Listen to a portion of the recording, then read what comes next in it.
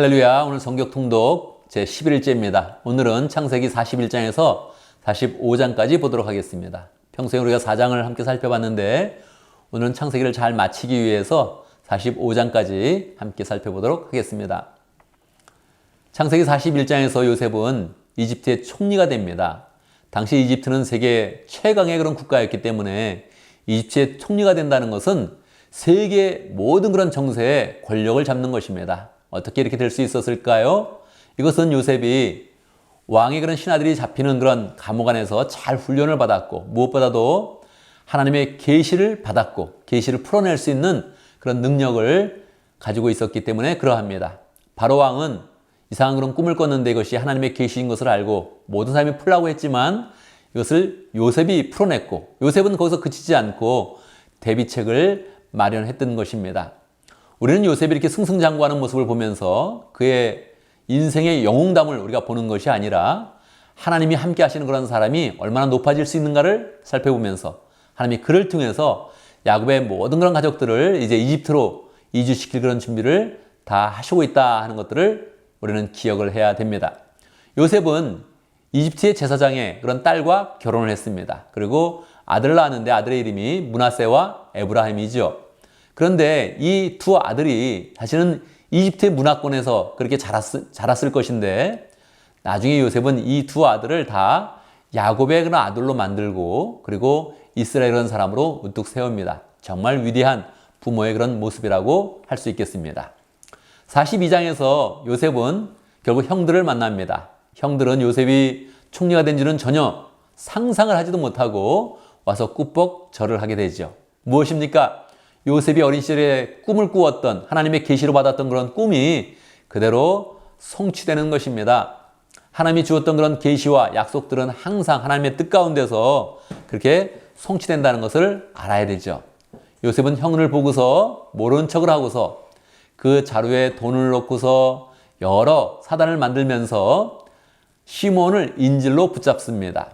시몬을 인질로 붙잡은 것은 원래 시몬이 둘째 형인데 첫 번째 형이 르우벤이죠. 르우벤은 요셉이 잡혀갔을 때 그를 살려주자 이렇게 이야기했던 사람이고 시몬은 요셉을 팔려고 앞장섰던 사람입니다. 그래서 요셉은 그것을 정확히 꿰뚫고 르우벤을 놔주고 시몬을 인질로 붙잡고 베냐민을 데려와라 그렇게 이야기를 하고 있습니다. 43장에 보면 야곱은 베냐민을 놓아주려고 하지 않았지만 결국 곡식이 다 떨어지니까 요셉의 형들을 보내서 곡식을 사오라 이렇게 이야기하고 요셉의 형들은 베냐민을 데리고 가야 된다 이렇게 주장을 해가지고 결국 베냐민까지 와서 요셉을 만나게 됩니다. 요셉은 자기의 유일한 그런 친동생이니까 너무너무 감정이 북받쳐 올라서 다른 방에 가서 눈물을 흘리고 다시 와서 베냐민을 만나게 되죠. 그리고 큰 잔치를 베풀고 잔치를 베풀 때도 형제들을 다 순서대로 직접 앉히게 됩니다. 형들은 아직 전혀 눈치채지 못하고 잔치를 갖게 되죠.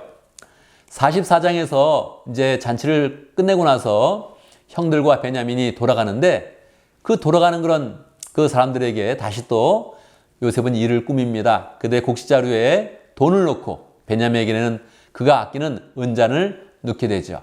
그리고 그들이 돌아갈 때 가서 다시 또 잡아오게 만듭니다. 우리는 이러한 내용들을 보면서 요셉이 자꾸 왜 이렇게 복잡하게 일을 만드나 그런 마음이 들게 되죠. 무엇을 하는 것입니까? 요셉의 그런 그 마음 가운데는 형들이 어떻게 반응하는가를 보는 것입니다. 형들이 아버지에 대해서는 어떻게 생각하는지, 베냐민, 이복 동생에 대해서는 지금 어떻게 처리하는지를 보고 싶은 것입니다.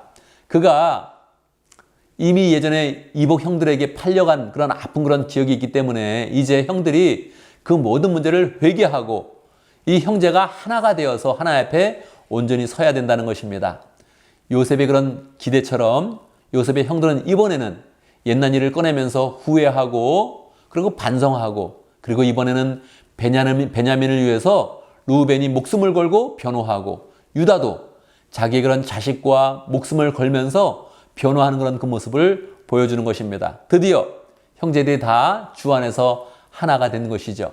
아버지에 대해서 사랑하는 그런 그 마음을 보여주고 베냐민에 대해서 사랑하는 그런 그 마음을 보여주고 있는 것입니다. 그래서 요셉은 그것을 확인하고 나서 45장에서 자기의 그런 정체를 밝히게 됩니다. 나는 여러분들이 팔았던 그런 옛날의 요셉입니다. 이렇게 이야기했을 때 형들의 그런 그 마음은 어떠했겠습니까? 마음이 얼어붙는 것 같고 기절할 그런 정도였겠지요.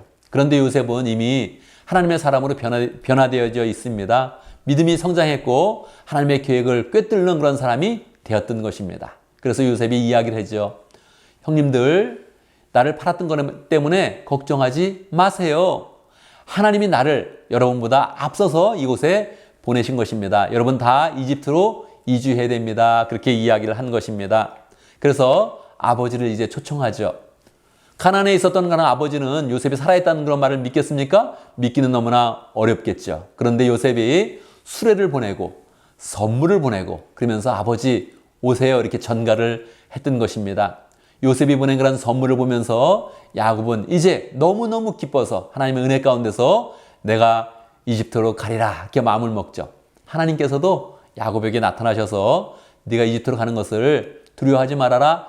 다 내 계획이다 이렇게 알려주시고 다시 400년이 지난 다음에 이 가나안 땅으로 다 돌아오게 될 것이라고 미리 계시적으로 약속을 해줍니다. 이제 하나님의 그런 은혜 가운데서 야곱의 그런 가족은 문화가 아주 문란했던 그런 가나안 땅이 아니라 이집트에 가서 민족으로 발돋움해서 다시 돌아오게 되는 하나님의 그런 계획이 진행되고 있는 것입니다. 이제 우리는 더욱더 하나님의 역사가 어떻게 열매 맺는지 꽃피게 될지를 그 다음 장에서 보게 되겠습니다. 감사합니다.